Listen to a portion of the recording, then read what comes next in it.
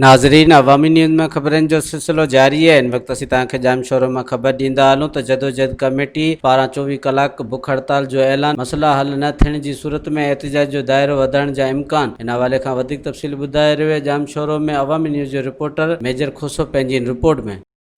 जी नाज़रीन, मां तव्हांखे ॿुधाईंदो हलां त जामशोरे में वधंदड़ मसइलनि खे हल करण लाइ जेका जिदोजहद कमेटी तश्कील ॾिनी वई, उन जिदोजहद कमेटी जो पहिरियों इजलास चीफ ऑर्गेनाइज़र मोहम्मद कंबरानी जी सदारत में थी गुज़रियो, जंहिंमें जिदोजहद कमेटी जे सभिनी ऑर्गेनाइज़रनि भरपूर नमूने सां शिरकत कई। उन कमेटी में इहो पिणु फ़ैसिलो कयो वियो त आचर जे ॾियारे 24 कलाकनि जी बुख हड़ताल कई वेंदी। जेकॾहिं अञा बि शहर जा बुनियादी मसइला जंहिंमें ड्रेनेज निज़ाम, पीअण जो पाणी, रोड रस्तनि जी मरमत ऐं ख़ासि तौर ते जामशोरे शहर में वधंदड़ बदअमनी फुरुलुट खे बुंजो न ॾिनो वियो त एहतजाज जो दाइरो वधाए सघिजे थो।